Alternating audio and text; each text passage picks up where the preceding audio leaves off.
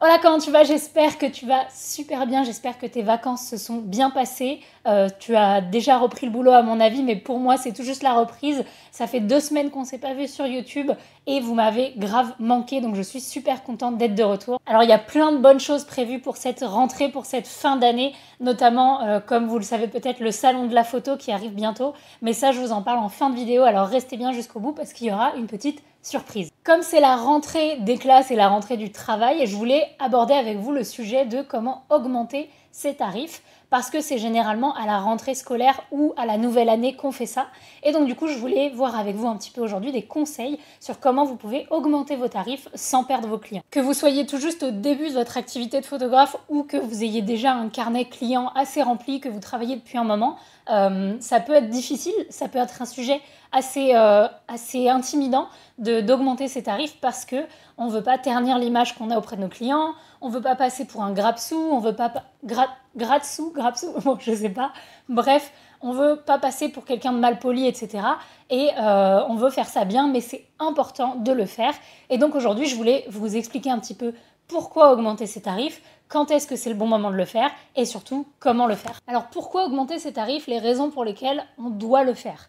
La première raison, c'est évidemment, et celle qui vient en tête de tout le monde, de gagner plus d'argent. Et ça, c'est totalement légitime. Il faut bien comprendre que quand on est travailleur indépendant, quel que soit le domaine, que ce soit la photographie, le tatouage, l'art, même artisan, etc., c'est pas comme dans une entreprise dans laquelle on va avoir un supérieur hiérarchique ou un patron qui va à un moment donné nous donner une augmentation si on a bien fait notre job ou nous donner une possibilité d'évoluer dans un autre poste.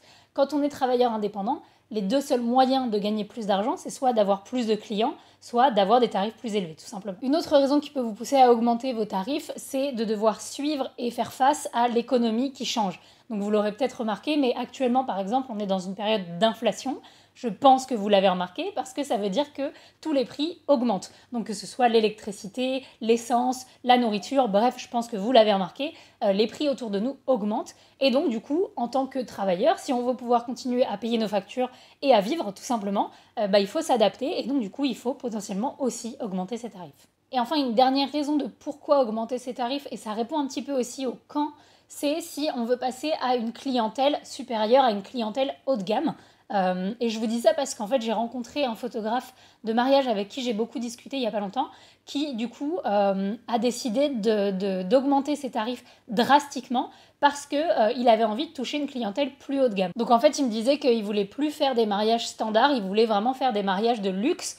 Et pour pouvoir répondre à cette demande, du coup, il faut que les tarifs soient en adéquation avec l'offre qu'il a. Donc forcément, il a dû revoir également ses offres. C'est pas juste je mets un zéro derrière mes tarifs. Mais du coup, il a dû revoir ses offres, voir évidemment si son portfolio et si sa qualité de travail était adaptée à cette clientèle, parce que tout le monde ne peut pas faire des mariages et des clients de luxe. Mais en tout cas, lui, c'est largement son cas. Et du coup, il en avait marre de faire des mariages standards, d'avoir des clients qui négociaient ses tarifs à la baisse parce que c'était des gens qui n'avaient pas de budget. Ce qui en soi, il n'y a aucun mal, c'est normal qu'il y ait des gens qui n'aient pas beaucoup de budget pour faire des mariages. Mais lui, il n'avait plus du tout envie de s'adresser à cette clientèle-là. Donc, il s'est dit, je vais revoir mes offres et je vais augmenter drastiquement mes tarifs. Donc, il est passé de, par exemple, je vous donne un ordre d'idée parce que je ne connais pas les tarifs qu'il avait avant, mais il est passé de un mariage à 1500 euros, qui est déjà un budget bien, mais qui est un budget standard pour un mariage, à du 4000 euros la première formule pour du mariage. Et du coup, aujourd'hui, il a beaucoup de clients. Il travaille uniquement dans cette niche des mariages de luxe et ça réussit super bien. Donc voilà, c'est aussi une autre stratégie. Si à un moment, vous avez envie de changer de clientèle et de passer sur une clientèle plus haut de gamme, vous pouvez augmenter vos tarifs. Attention, comme je l'ai dit, il ne faut pas juste augmenter ses tarifs, il faut que l'offre et le travail qui vient derrière soit adapté. Mais en tout cas, ça peut être une des raisons de pourquoi on augmente ses tarifs. Ensuite vient la question du quand est-ce que c'est le bon moment d'augmenter ses tarifs. Donc là, il y a plusieurs moments, comme il y a plusieurs raisons. Le premier, c'est ce qu'on vient de dire un petit peu juste avant, c'est-à-dire quand on a envie de toucher une clientèle différente. Ça, c'est un des moments où on va pouvoir du coup décider d'augmenter ses tarifs. Mais avant ça, il y en a d'autres quand même. Le premier moment, c'est tout simplement quand on sent qu'on a beaucoup progressé et que notre travail est devenu meilleur. Parce que la qualité, ça se paye. Et donc du coup, quand on sent qu'on a développé nos compétences dans la photographie et qu'on sent qu'on est devenu meilleur, c'est le bon moment du coup d'augmenter ses tarifs pour qu'ils soient le reflet de nos compétences. Le deuxième moment où c'est important du coup de revoir ses tarifs à la hausse, et c'est évident quel que soit le domaine de photo que vous pratiquez, et c'est quand on commence à avoir trop de clients. Alors évidemment, c'est ce qu'on souhaite tous, mais du coup, quand vous remarquez que vous commencez à avoir trop de clients dans le sens où vous êtes booké vraiment toutes les semaines, vous commencez à manquer de temps pour retoucher vos photos entre 2 séances photos, etc., ça veut dire que c'est le moment d'augmenter vos tarifs. De toute manière, c'est un petit peu comme ça que ça se jauge, c'est vous mettez des tarifs, vous commencez à avoir des clients. Quand vous commencez que la demande elle est plus importante que l'offre, c'est-à-dire qu'il y a plus de clients qui vous recherchent que ce que vous ne pouvez en avoir dans votre calendrier, alors c'est que vos tarifs sont trop bas et que c'est le moment de les élever. Et enfin, le dernier moment qui va un petit peu avec le fait de s'améliorer, mais c'est quand vous décidez de vous spécialiser dans un domaine. C'est un petit peu différent, je vais vous expliquer pourquoi.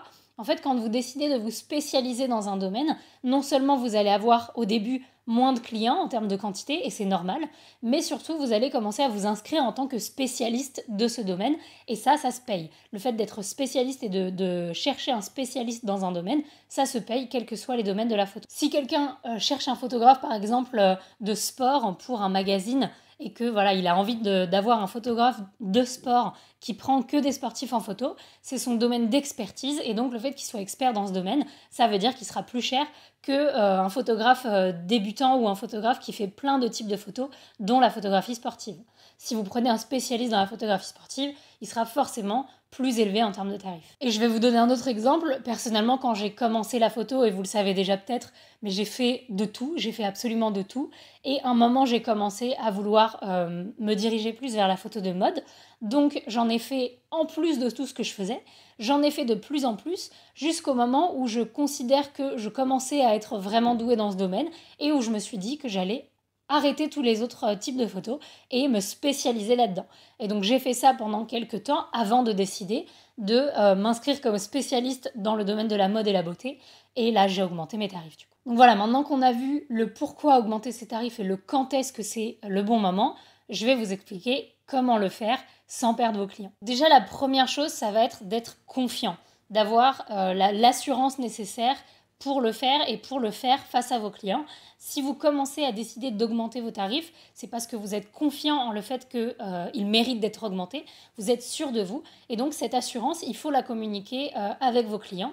Parce que quand vous allez commencer à discuter de ça, il faut leur faire confiance, il faut leur donner confiance, leur donner confiance en vous et en le fait que vous savez ce que vous faites et que ça vient d'une réflexion et que vous faites ça pour des bonnes raisons. Donc du coup, c'est super important de rester sûr de vous, de ne pas commencer à négocier à la baisse vos tarifs si les clients commencent à vous demander « oui, mais pourquoi vous augmentez alors que le mois dernier c'était ça, etc. » Soyez confiant sur le fait que vous faites ça pour de bonnes raisons et communiquez-le à votre client pour qu'il comprenne pourquoi vous le faites. Et ça m'amène du coup à mon point numéro 2, c'est super important de communiquer avec votre client. Là, on va vraiment parler du cas où vous avez déjà des clients avec qui vous avez travaillé, que ce soit des clients récurrents ou alors que ce soit un client avec qui vous avez travaillé une fois et vous pensez que cette expérience et cette collaboration peut être renouvelée, peu importe. Mais c'est super important qu'il ne voit pas juste du jour au lendemain sur votre devis que vos tarifs ont augmenté. Ça, c'est une super mauvaise manière de découvrir la chose et forcément, il va pas comprendre d'où ça vient, il va être réticent, il va avoir l'impression qu'on essaie de l'arnaquer, etc.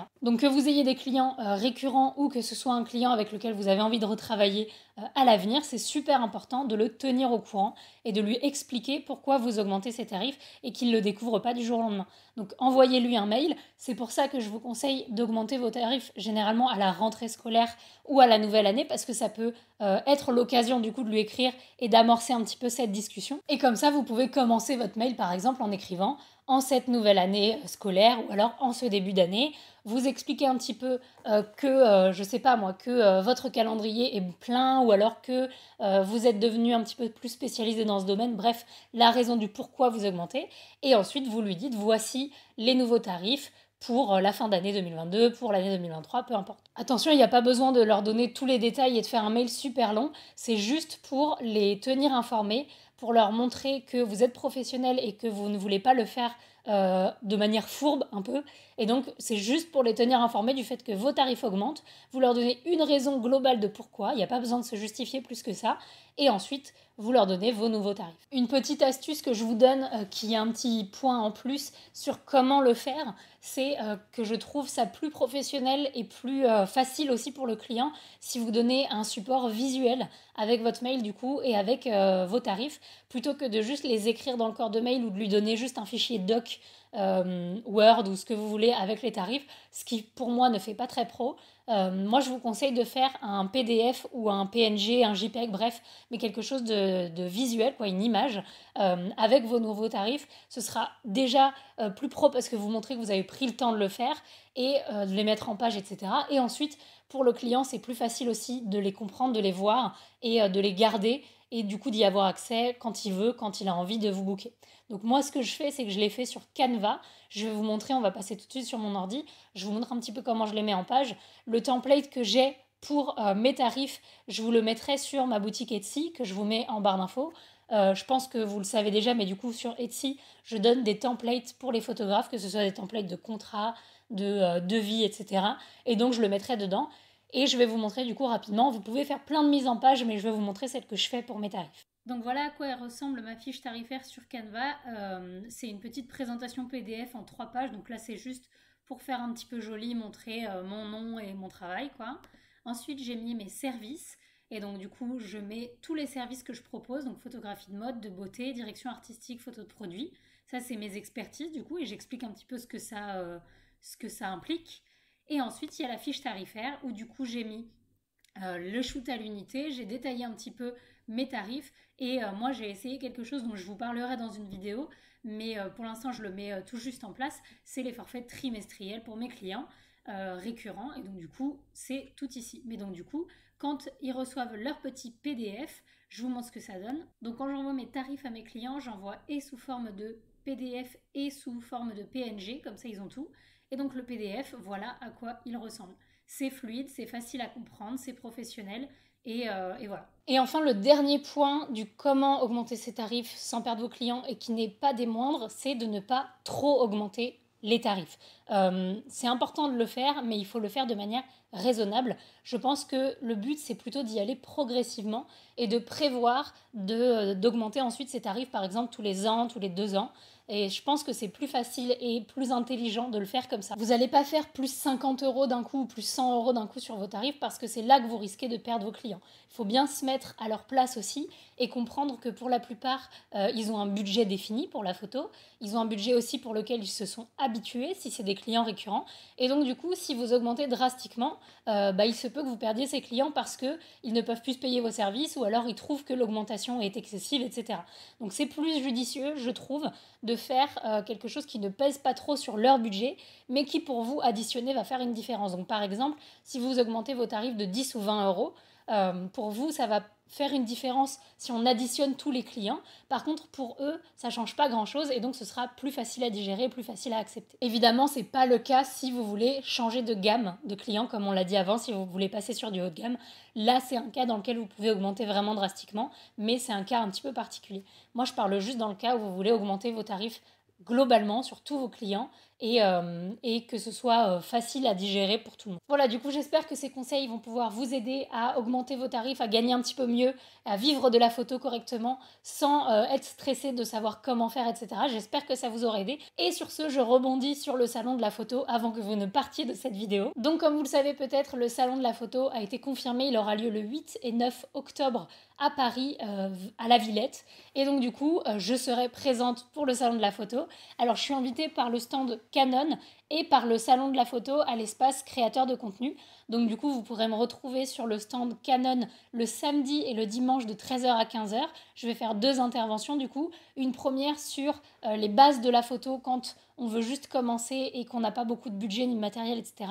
Et le deuxième, ce sera sur les réseaux sociaux, sur comment utiliser les réseaux sociaux quand on est photographe. Et je ferai également une intervention du coup à l'espace créateur de contenu où là ce sera plus une petite présentation et ensuite des questions-réponses avec vous sur comment être le photographe que les clients choisissent. Et donc là ce sera sur l'espace créateur de contenu du salon, donc qui était précédemment l'espace YouTube, mais aujourd'hui il l'appelle un peu différemment. Alors j'ai 10 places à vous faire gagner pour le salon de la photo, et pour participer c'est super simple, vous devez être abonné à mon compte Instagram et à ma chaîne YouTube, évidemment, et vous devez mettre en commentaire de cette chaîne YouTube et de mon post Instagram de ce soir « Je participe » ou un emoji d'appareil photo, comme vous voulez.